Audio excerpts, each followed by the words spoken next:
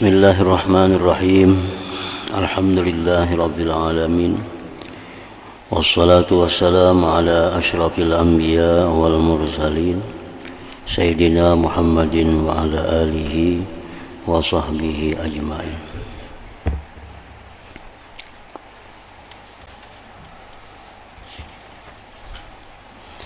Hikayat kisah yang ke-8. Karamat Asy-Syaikh Abdul Wahid bin Ziyad radhiyallahu ta'ala anhu. Telah berkata Ahmad ibnu Abil Hawari rahimahullahu ta'ala di dalam Kitabuz Zuhud bahwasanya Asy-Syaikh Abdul Wahid bin Ziyad telah terkena penyakit mati sebelah badan, lumpuh, artinya stroke kita. Dahulu kalau ada ngarannya stroke itu penyakit lumpuh, jadi sebelah awak mati.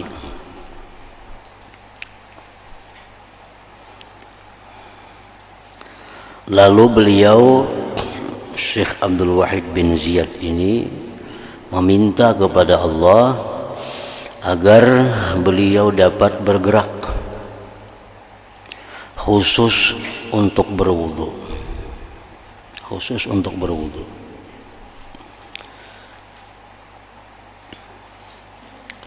Maka apabila beliau mau berwudu, beliau akan dapat bangun daripada katilnya, ranjangnya, sehingga beliau dapat menyelesaikan wudunya dengan sempurna tanpa diwudui oleh orang lain.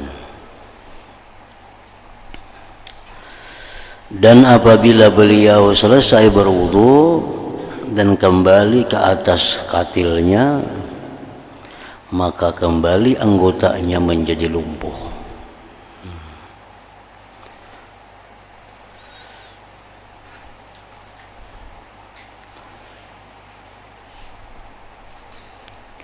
Dan itu berlaku setiap kali beliau hendak berwudu. Kawa bangun, sehingga berwudu dengan sempurna. Berwudu kada diwudui orang, karena habis berwudu sampai di berjalan keranjang, berbulik pulang penyakitnya, lumpuh itu. Kan namun sembahyang kau aja sambil bahiring, sembahyang kau aja sambil berabah, kalau nya kada kawa bahiring. Kalau berwudu kada kawa, belinya kada kawa seorang diwuduakan. Nah, mahadang orang mau duakan tu ngalih, bisa orang kada daka. Lalu sini minta sihatkan waktu berwudu aja.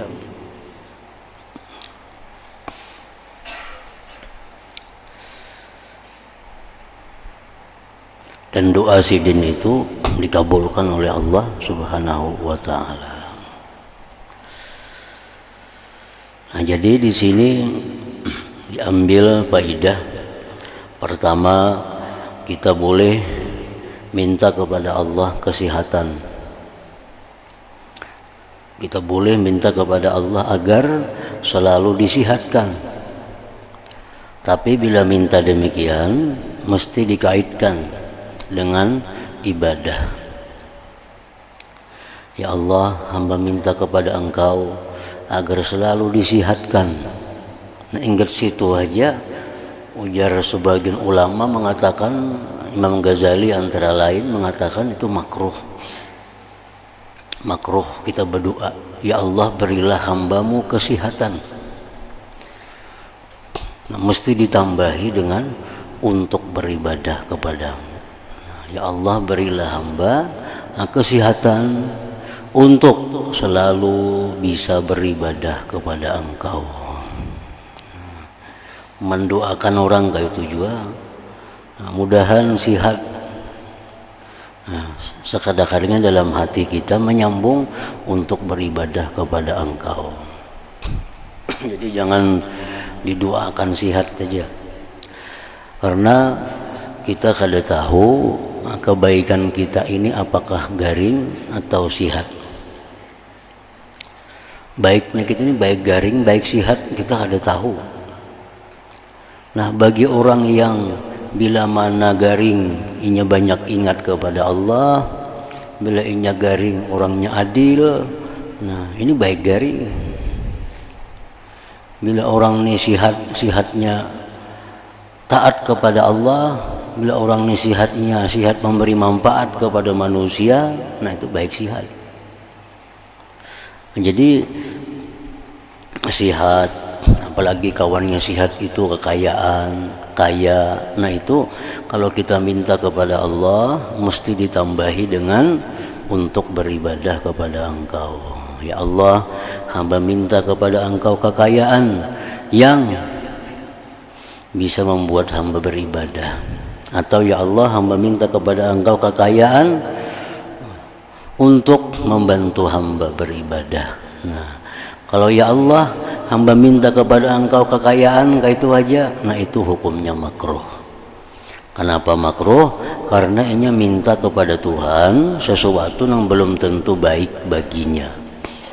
Kan kaya baiklah, belum tentu. Orang ini waktunya kada berduit baik, sembahyang berjamaah, wiridnya banyak. Nah, sudah kaya, kada ingat lagi, sembahyang berjamaah kada kawa lagi, mengurusi hartanya, nambah wiridnya kada kawa lagi. Itu ngarannya kada baik kaya, baik ini susah dahulu itu. Nah, jadi kalau minta kaya juga, minta supaya sugih juga, ditambahi, ya Allah, jadikanlah hamba orang yang kaya untuk beribadah kepada Engkau. Nah, sehingga amuninya sugih, jadi sugih orang yang bersyukur kepada Allah. Nah, itu lebih baik lagi. Lebih baik lagi. Orang miskin, orang fakir, sabar. Itu sudah baik. Tapi kalau ada orang kaya nang bersyukur kepada Allah, itu lebih tinggi lagi nilainya. Orang yang kaya tapi kekayaannya digunakannya untuk beribadah kepada Allah lebih baik daripada orang yang fakir namun sabar. Fakir sabar itu sudah istimewa. Fakir hidupnya tapi sabar, kadang mengeluh, kadang mengemis, kesusahannya diaduakannya hanya kepada Allah. Nah, ini sudah nomor satu, sudah hebat. Tapi kalau ada orang yang sugih tapi takwa kepada Allah, orang sugih tawadu, orang sugih banyak amalannya, nah itu lebih baik lagi di sisi Allah. Artinya orang kaya yang syukur lebih mulia dari orang fakir yang sabar. Tapi dalam Al-Quran disebutkan oleh Allah, wa qalilun min ibadiyas syakur. Orang kaya, orang berduit yang syukur itu, orang kaya yang selalu di jalan Allah, orang kaya yang selalu tawadu, orang kaya yang selalu rendah hati itu sedikit, ujar Tuhan itu. Biasa orang kaya ini sudah sombong, agak, itu sudah lumrah. Nah, jadi kalau kekayaan itu membawa agak, membawa sombong, lebih baik jangan kaya. Itu membawa ke neraka kekayaannya. Nah, sama sihat. Sihat, wah orangnya sihat kada singganaan di rumah dah. Nah, situ kamari. Kalau nya garing, nanti ranjang tasbih hanya di tangan, baik garing. Nah, baik garing kalau itu caranya. Namun minta sihat juga, nah minta sihat supaya ibadah kepada Allah. Ya hamba, ya Allah, ya Allah, ya Tuhanku, sihatkanlah hamba supaya bisa sembahyang berjamaah, supaya bisa menuntut ilmu, supaya bisa tahajud, supaya bisa berbuat baik kepada orang. Nah, kalau minta sihat demikian, itu baik, itu bagus. Macam Syekh Abdul Wahid bin Ziyad ini, beliau minta sihat kepada Allah di waktu beliau berwudu. Nah, yang baik itu ayo garing pulang ada apa-apa, karena berwudu ini ngalih, kada kawa dia apa-apai, mesti berwudu. Kalau nak sembahyang mesti berwudu. Nah, kalau kada kawa diudui, nah, ngalih pulang diuduin itu memerlukan orang. Ini supaya jangan berhajat kepada orang, biar waktu berwudunya sihat. Nah, sesudah itu sakit kada apa-apa lagi. Nah, panjang umur sama. Dan panjang umur, jar orang ulang tahun rajin tuh panjang umurnya. Panjang umur anggaran banyak dosa bapak.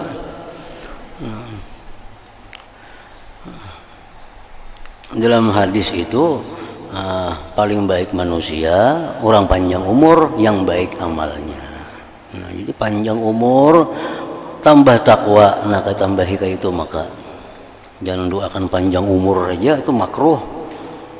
Panjang umur, jadi panjang umur tambah takwa, nah kayak itu maka mengirim surat ulang tahun kawan enggak, apakah semoga panjang umur tambah takwa kepada Allah, nah itu mantap itu yang dimaksud Nabi paling baik manusia, yang panjang umur baik amalnya. Nah semoga sihat, panjang umur, tambah takwa kepada Allah, nah itu lengkap itu maknanya.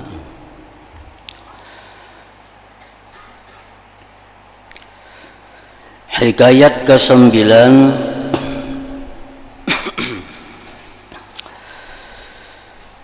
karamat Sahal bin Abdullah At-Tustari radhiyallahu taala anhu.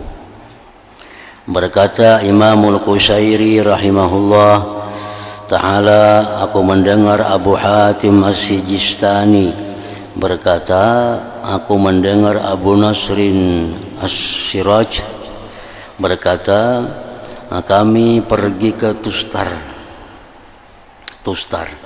Lalu kami melihat di rumah Sahal bin Abdullah rahimahullah ta'ala sebuah rumah yang dinamakan Baitus Sibah,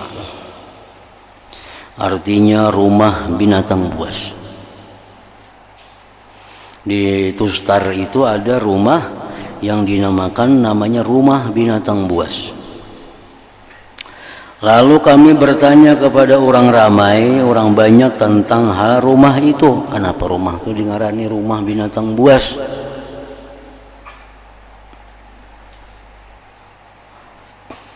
Nah, mereka menjawab, adalah binatang-binatang buas datang menemui Sahal dan memasuki rumah itu. Lalu Sahal menjamunya dengan memberi daging. Setelah selesai makan, binatang-binatang buas itu terus beredar dari situ, keluar dari situ. Berkata Abu Nasir As-Siraj, sebenarnya penduduk Tustar telah bersepakat mengatakan hal ini memang berlaku, memang terjadi artinya. Sahal bin Abdullah At-Tustari, salah seorang waliullah juga ini. Kesabaran daripada Sahal Tustari ini sangat terkenal sebagai seorang wali yang sabar. Kisah beliau yang masyhur, yang terkenal, Sidin ini bertetangga lawan orang beda agama, entah itu Majusi atau Nasrani, pokoknya tatai rumah Sidin itu orang kada seagama,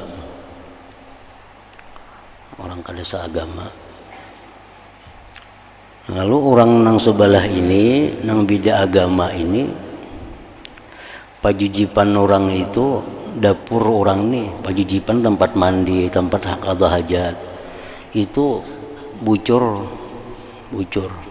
ke rumah Sidin itu bucurnya ke rumah Sidin. Nah jadi kena Sidin ini, si Imam Sahal ini, kalaunya malam kena di anak Sidin itu wadah semacam gayung menanai bucur tadi. Karena subuh pukul 4, pukul 3 Sidin buang. Kata dipadahkan Sidin, ampun rumah sebelah tuh ikan mengisi bucur, ada madahkan Sidin. Nah, kita tampias saja amuk sudah sebelah rumah nih. Pembakal laporannya tampias tuh harta ketinggian misalnya. Kita tampiasnya aja sudah jadi masalah. Ini Sidin ini wisi orang, pajajipan orang kada Islam lagi, bucurnya ke rumah Sidin.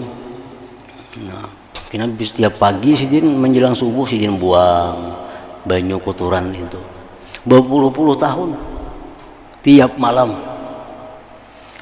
Nah, jadi sudah Sidin hendak mati Sahal dikiau Sidin si tetangga sebelah tadi. Nah, kisahkan Sidin. Jadi rumah hikam itu, pajujipan hikam itu bucur tuh nak sini, bucur. Di sini aku tiap malam membuang pun hikam itu. Nah, kenapa aku padahkan lawan nikam hari ini? Aku ini hendak mati. Aku ini sudah parak mati. Kayaknya barangkali anakku kah nama waris rumahku ini kada sabar kayaknya. Nah, jadi kembaiki dulu. Nah, jadi kembaiki. Kayaknya aku mati anakku mewaris rumah. Kayaknya melihat WC ikan bucur ke rumahku sini. Kayaknya kada sabar kayaknya anakku. Nah, bisa jadi masalah lawan nikam. Jadi baiki dulu. Jadi si orang yang beda agama tadi menangis, minta ridha, minta maaf lawan si Sahal ini. Akhirnya Saruman tuh masuk Islam. Nah, masuk Islam. Karena uka ini kah orang Islam artinya sabarnya, tabahnya menghadapi tetangga macam ini. Nah, itu salah satu daripada kesabaran Imam Sahal At-Tustari ini. Dan di dalam manaqib beliau disebutkan bahwa waktu beliau ini wafat, orang-orang wali, orang-orang kasab itu melihat berjuta-juta malaikat turun ke bumi untuk menyembahyangkan jenazah Sahal bin Abdullah At-Tustari ini salah seorang wali yang terkenal di masa itu, Sahal bin Abdullah At-Tustari. Nah, sini ketujuh memberi makan binatang, ada binatang diberi makan binatang buas, binatang kada buas, sini memberi makan, sampai-sampai rumah Sidin itu dikenal sebagai rumah binatang.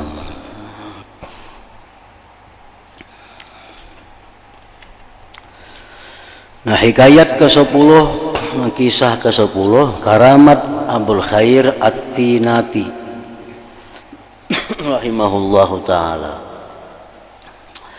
Berkata Imam Abul Qasim Al-Qushairi rahimahullahu ta'ala dalam risalahnya,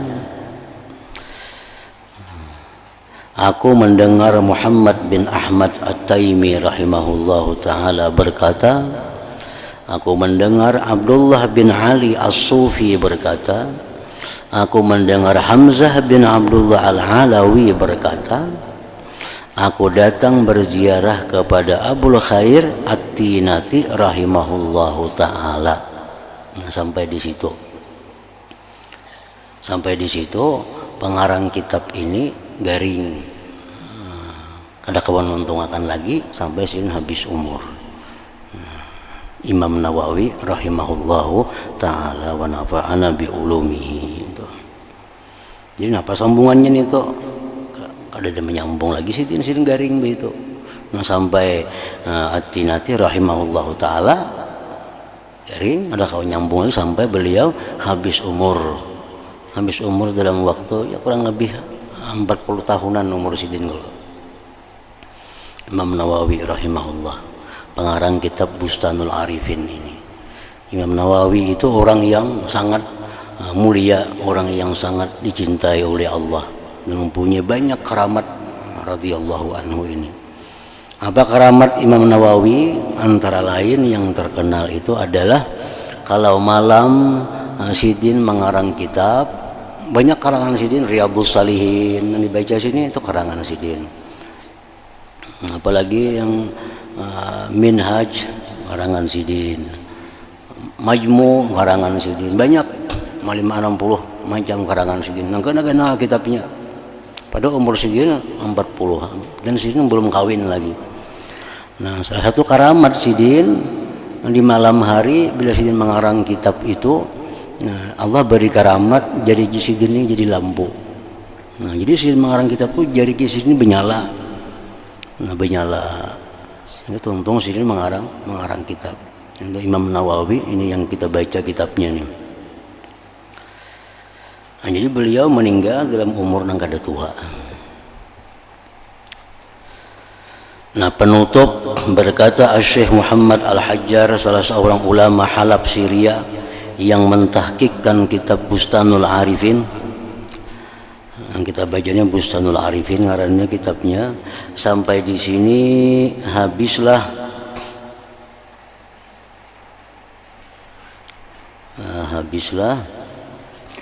lembaran kertas tulisan tangan bagi kitab Bustanul Arifin. Dan saya tidak pasti apakah dikurang atau tambah yang ada selepas itu merupakan karangan salah seorang muridnya yang barangkali oleh Ibnul Attar rahimahullah ta'ala. Nah, ini ada sambungannya habis ini. Di mana menyambungnya murid Sidin ngarannya Ibnul Attar rahimahullah. Karena penulis manuskrip tersebut ada menulis demikian, sampai disinilah Asy-Syaikh Muhyiddin An-Nawawi rahimahullah ta'ala mengarang kitab beliau yang bernama Bustanul Arifin ini. Kemudian beliau meninggal dunia sebelum sempat menyelesaikannya. Semoga Allah subhanahu wa ta'ala mengampuni baginya dan memaafkannya dan memberi manfaat akan kita dengan keberkatan beliau dan keberkatan semua para ulama. Dan semoga Allah subhanahu wa ta'ala senantiasa mencucurkan salawatnya kepada penghulu kita Nabi Muhammad sallallahu alaihi wasallam selama masih ingat akan dia oleh orang yang ingat dan lupa akan dia oleh orang yang lupa. Dan juga salawat Allah tercucur kepada sekalian Nabi dan keluarga dan sahabat-sahabat mereka dan seluruh orang-orang yang salih. Amin. Berkata hamba Allah yang dhaif, penterjemah kitab ini Ahmad Fahmi Zamzam Abu Ali Al-Banjari An-Nadwi kanallahu lah. Oleh karena itu maka sampai di sini sajalah terjemahan yang kita usahakan, karena seperti apa yang telah dikatakan tadi bahwa sampai disitulah apa yang dituliskan oleh Al-Imam An-Nawawi rahimahullahu ta'ala. Dan tambahan yang ada selepas itu yaitulah lebih kurang 12 halaman dengan ukuran yang sederhana adalah daripada tambahan yang dimasukkan oleh salah seorang daripada murid beliau. Dan barangkali seperti yang dikatakan oleh Syekh Muhammad Al-Hajjar tadi adalah daripada tambahan murid beliau yang bernama Ibnul Attar rahimahullahu ta'ala, yang tampaknya tambahan tersebut dihimpunkan daripada catatan Al-Imam An-Nawawi rahimahullahu ta'ala yang dijumpai di sana sini. Semoga Allah, semoga kita semua mendapat keberkatan dan kesejahteraan di dunia dan di akhirat. Amin ya rabbal alamin. Dan berkata pula penterjemah kitab Bustanul Arifin ini Al-Abdul Fakir ila Maulahul Qadir Ahmad Fahmi Zamzam Abu Ali Al-Banjari An-Nadwi ghafarallahu lahu wa liwalidayhi wa lisairil muslimin. Bismillahirrahmanirrahim. Alhamdulillah rabbil alamin wassalatu wassalam ala sayyidina Muhammadin wa ala alihi wa sahbihi ajma'in, amma ba'du. Maka segala puji bagi Allah yang telah memudahkan hambanya yang fakir ini untuk menterjemahkan ke bahasa Melayu kitab Bustanul Arifin ini. Dan alhamdulillah terjemahan ini dapat diselesaikan di Madrasah Darul Hadis Al-Ashrafiyah Al-Qulasah di Misqa, Damaskus, Syria. Yaitulah madrasah yang dipilih oleh Al-Imam An-Nawawi rahimahullah ta'ala sebagai tempat beliau belajar dan mengajar, sehingga beliau dilantik menjadi Syekhul Hadis di madrasah tersebut dari tahun 665 Hijriah sampai ke akhir hayat beliau, yaitu tahun 676. Terjemahan ini diselesaikan pada hari Senin 2 Rabiul Tsani 1416 Hijriah bersamaan dengan 28 Agustus 1995 jam 10 pagi, yaitu setelah satu hari kami selesai menziarahi kubur Imam Nawawi rahimahullah ta'ala yang ada di Pekan Nuwa, Hauran, Syria. Jadi artinya Imam Nawawi ini kubur Sidin di Syria sana.